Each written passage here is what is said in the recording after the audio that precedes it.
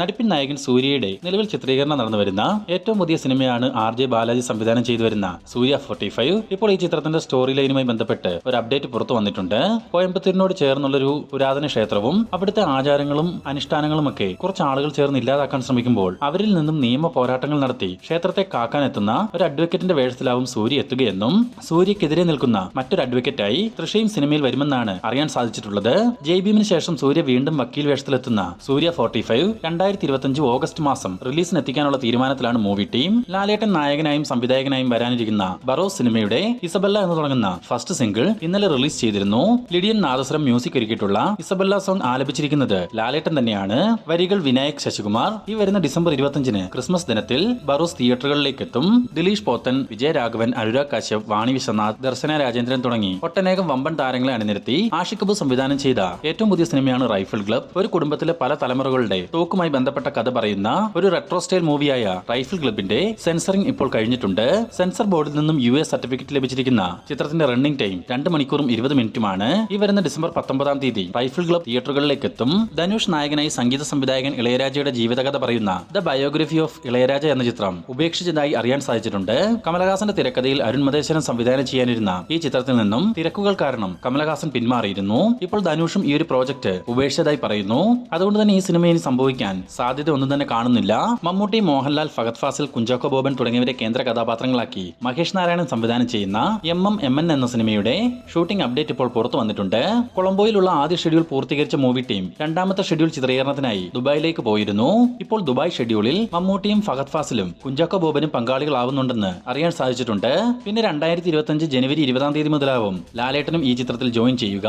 വമ്പൻ ബജറ്റിൽ ആൻഡ്രോ Joseph film company നിർമ്മിക്കുന്ന MN എന്ന ചിത്രം 2025 ഓണം ടൈമിൽ റിലീസിനെത്തിക്കാനുള്ള പദ്ധതിയിലാണ് മൂവി ടീം. ചിയാൻ 63 എന്ന വിക്രം സിനിമയുടെ ഒഫീഷ്യൽ അനൗൺസ്മെന്റ് ഈ ആഴ്ച പുറത്തു വരുമെന്ന് കഴിഞ്ഞൊരു വീഡിയോയിൽ നമ്മൾ സൂചിപ്പിച്ചിരുന്നു. ഇന്നിപ്പോൾ ചിയാൻ 63യുടെ ഒഫീഷ്യൽ പ്രഖ്യാപനം രാവിലെ 11 മണിക്ക് നടന്നിരിക്കുകയാണ്. മണ്ടേല, മാവീരൻ എന്നീ സിനിമകൾ സംവിധാനം ചെയ്ത മഡോൺ അശ്വിനാണ് ചിയാൻ 63 സംവിധാനം ചെയ്യുന്നത്. നിർമ്മാണം ശാന്തി ടോക്കീസ്. ചിത്രത്തിന്റെ ഷൂട്ടിംഗ് വർക്കുകൾ 2025 ജനുവരി മാസം 2ാം വാരത്തിൽ ആരംഭിക്കും. ഉണ്ണി മുകുന്ദനെ നായകനാക്കി ഹനീഫ് അദേനി സംവിധാനം ചെയ്ത മാർക്കോ എന്ന സിനിമയുടെ ഭാഗത്തു നിന്നും നിരവധി പോസ്റ്ററുകൾ ഇന്നലെ മുതൽ പുറത്തു വരുന്നുണ്ട്. എങ്കിലും ആരാധകർ കാത്തിരിക്കുന്നത് സിനിമയുടെ ട്രെയിലർ കാണാനായിട്ടാണ്. എന്നാൽ ചിത്രത്തിന്റെ ഭാഗത്തു നിന്നും ട്രെയിലർ റിലീസുമായി ബന്ധപ്പെട്ട ഒഫീഷ്യൽ പ്രഖ്യാപനം ഒന്നും തന്നെ പുറത്തു വന്നിട്ടില്ല.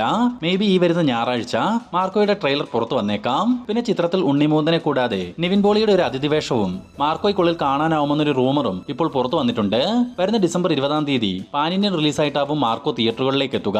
ലോകമെമ്പാടും വലിയൊരു ആരാധന പിന്തുണയുള്ള ഒരു സിനിമാറ്റിക് യൂണിവേഴ്സ് ആണല്ലോ മാർവൽ. മാർവലിന്റേതായി പുറത്തു വരുന്ന ഓരോ സിനിമകൾക്കും വൻ പിന്തുണയാണ് ആരാധകരിൽ നിന്നും ലഭ്യമാകുന്നത്.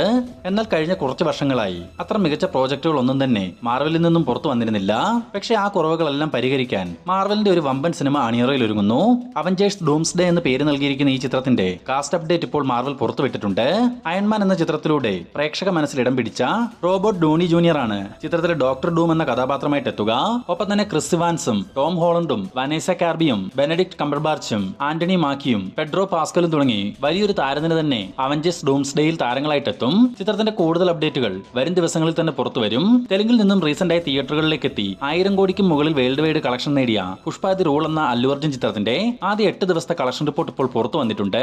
ആദ്യ 7 ദിവസങ്ങൾ കൊണ്ട് ലോകമെമ്പാട് നിന്നും 1063 കോടി രൂപയോളം കളക്ഷൻ സ്വന്തമാക്കിയ പുഷ്പ 2ന്റെ ആദ്യ 8 ദിവസത്തെ world wide box office collection എന്നത് 1110 കോടി രൂപയാണ്. നാളെയും മറ്റന്നാളും ഹോളിഡേ ആയതിനാൽ വലിയൊരു കളക്ഷൻ വർധനവ് പുഷ്പ 2വിന് നടന്നേക്കാം. എമ്പുരാൻ എന്ന സിനിമയുടെ ചിത്രീകരണം പൂർത്തീകരിച്ച പൃഥ്വിരാജ് അടുത്തതായി സംവിധാനം ചെയ്യുന്ന സിനിമയുടെ അപ്ഡേറ്റ് ഇപ്പോൾ പുറത്തു വന്നിട്ടുണ്ട്. പൃഥ്വിരാജ് തന്നെ നായകനായും സംവിധായകനായും വരാനിരിക്കുന്ന സിനിമയുടെ പേര് ടൈസൺ എന്നാണ്. വമ്പൻ ബജറ്റിൽ പാൻ ഇന്ത്യൻ സിനിമയായി തയ്യാറാവുന്ന ടൈസൺ നിർമ്മിക്കുന്നത് ഹോംബാലെ ഫിലിംസും ചിത്രത്തിന് തിരക്കഥയൊരുക്കുന്നത് മുരളി ഗോപിയുമാണ്. പൃഥ്വിരാജിനെ കൂടാതെ കാർത്തിക് ആര്യൻ, റാണ ദുഗ്ബതി, കരീന കപൂർ, പൂജ ഹെഗ്ഡെ, അശോക് സെൽവൻ, സൈഫ് അലി ഖാൻ, കൃതി ഷെട്ടി എന്നിവരും ടൈസണിൽ താരങ്ങളായിട്ടെത്തും. ചിത്രത്തിന്റെ ഒഫീഷ്യൽ പ്രഖ്യാപനം ഉടൻ തന്നെ പുറത്തുവരും. മുൻ കേരള മുഖ്യമന്ത്രി കെ കരുണാകരന്റെ ജീവിതകഥ സിനിമയാവുന്നു. ലീഡർ കെ കരുണാകരൻ ബയോപിക് എന്ന് പേര് നൽകിയിരിക്കുന്ന ഈ ചിത്രത്തിൽ ഫഹദ് ഫാസിലാവും ലീഡർ കരുണാകരനായി എത്തുകയെന്നാണ് അറിയാൻ സാധിച്ചിട്ടുള്ളത്. ബാബു ജനാർദ്ദന്റെ തിരക്കഥയിൽ ജോഫിൻ ടി ചാക്കോയാണ് ഈ സിനിമ സംവിധാനം ചെയ്യുക. ലോകമെമ്പാടും തരംഗം സൃഷ്ടിച്ച ഒരു കൊറിയൻ TV സീരീസ് ആണ് സ്ക്വിഡ് ഗെയിം. കടുത്ത സാമ്പത്തിക പ്രതിസന്ധിയിൽ അകപ്പെട്ട 456 ആളുകൾ കോടിക്കണക്കിന് ഡോളറുകൾ സ്വന്തമാക്കാൻ അപകടം പിടിച്ചൊരു ഗെയിം കളിക്കുന്നതാണ് സീരീസിന്റെ പ്രമേയം. 2021 ഈ സീരീസിന്റെ ആദ്യ സീസൺ പുറത്തു വരുന്നത്.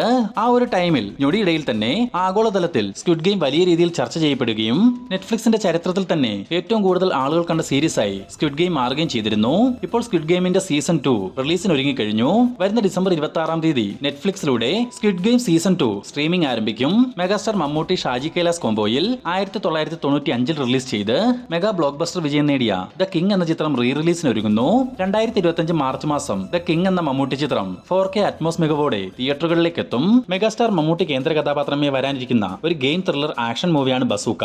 ചിത്രത്തിന്റെ റിലീസ് അപ്ഡേറ്റ് പലരും കമന്റ് മുഖേന ചോദിച്ചിരുന്നു. നമുക്ക് ലഭിച്ചിരിക്കുന്ന വിവരങ്ങൾ അനുസരിച്ച് നിലവിൽ ബസൂക്കയുടെ പോസ്റ്റ് പ്രൊഡക്ഷൻ വർക്കുകൾ നടന്നു വരികയാണ്. അടുത്ത വർഷം 2025 മാർച്ച് മാസത്തിൽ ബസൂക്ക റിലീസിന് എത്തിക്കാനുള്ള തീരുമാനത്തിലാണ് മൂവി ടീം എന്നും അപ്ഡേറ്റുകൾ ലഭിച്ചിട്ടുണ്ട്. അടുത്തതായി ഒരു മൂവി റെക്കമെൻഡേഷൻ ആണ്. അപർണ ബാലമുരളി, രാജ്ബി ഷെട്ടി എന്നിവർ പ്രധാന വേഷങ്ങളിലെത്തിയ രുദ്രം എന്ന സിനിമ ഇന്ന് കണ്ടിരുന്നു. രുദ്രത്തിന്റെ റിവ്യൂ ഒന്ന് നമുക്ക് പരിശോധിക്കാം. അതിനു മുമ്പ് നമ്മുടെ ചാനൽ സബ്സ്ക്രൈബ് ചെയ്യാതെ വീഡിയോ കാണുന്നവർ ഇപ്പോൾ തന്നെ ചാനൽ ഒന്ന് സബ്സ്ക്രൈബ് ചെയ്ത് സപ്പോർട്ട് ചെയ്യുക. രുദ്രം തന്നെ തട്ടിക്കൊണ്ടുപോയി പാർപ്പിച്ചിരിക്കുന്ന മുഖം അറിയാത്ത ഒരു വ്യക്തിയിൽ നിന്നും അപർണ ബാലമുരളി അവതരിപ്പിക്കുന്ന സ്വാതി എന്ന കഥാപാത്രം രക്ഷപ്പെടാൻ നടത്തുന്ന ശ്രമങ്ങളാണ് രുദ്രത്തിന്റെ കഥാഗതി. സിനിമയുടെ തുടക്കം മുതൽ ഒരു മിസ്റ്ററി മൂഡ് കൊണ്ടുവരാൻ രുദ്രത്തിന് സാധിച്ചിട്ടുണ്ട്. എന്നാൽ ആ മിസ്റ്ററി മൂഡ് റിവീൽ ചെയ്യുന്നിടത്ത് നിന്നും മൂവി ഒന്ന് ഡൗൺ ആയതുപോലെ തോന്നി. സിനിമയുടെ BGM, camera work, location, art work, costumes, അങ്ങനെ ഈ ഒരു ടെക്നിക്കൽ ഡിപ്പാർട്ട്മെന്റ് ഒക്കെ രുദ്രം സിനിമയുടെ ഒരു പോസിറ്റീവ് ഘടകങ്ങളാണ്. അതെല്ലാം മികച്ചു തന്നെ നിൽക്കുന്നുമുണ്ട്. സിനിമയ്ക്കുള്ളിൽ ചില ആക്ഷൻ സീനൊക്കെ നൈസ് ആയിരുന്നു. എന്നാൽ ചിലത്, പ്രത്യേകിച്ച് അപർണ ബാലമുരളിയുടെ കഥാപാത്രത്തിന്റെ ഫൈറ്റ് ഒക്കെ ആർട്ടിഫിഷ്യലായി തോന്നി. പെർഫോമൻസിൽ രാജ്ബി ഷെട്ടി മിന്നുന്ന ഒരു പ്രകടനമാണ് രുദ്രത്തിൽ കാഴ്ചവെച്ചിട്ടുള്ളത്. എന്നാൽ അപർണയുടെ കഥാപാത്രം സിനിമയുടെ തുടക്കത്തിൽ മികച്ചു നിന്നെങ്കിലും പിന്നീട് പല സീനുകളിലും ആ ഒരു കഥാപാത്രത്തിന്റെ ഡെപ്ത് നഷ്ടപ്പെട്ടു പോയതുപോലെ തോന്നി. ആകെ മൊത്തത്തിൽ രുദ്രം എനിക്കൊരു ആവറേജ് അനുഭവമാണ് സമ്മാനിച്ചത്. പക്ഷേ സ്ലോ ബേൺ മിസ്റ്ററി ത്രില്ലർ സിനിമകളൊക്കെ ഇഷ്ടപ്പെടുന്നവർക്ക് രുദ്രം തീർച്ചയായും ഒരു തവണ കാണാനുള്ള സിനിമയുണ്ട്.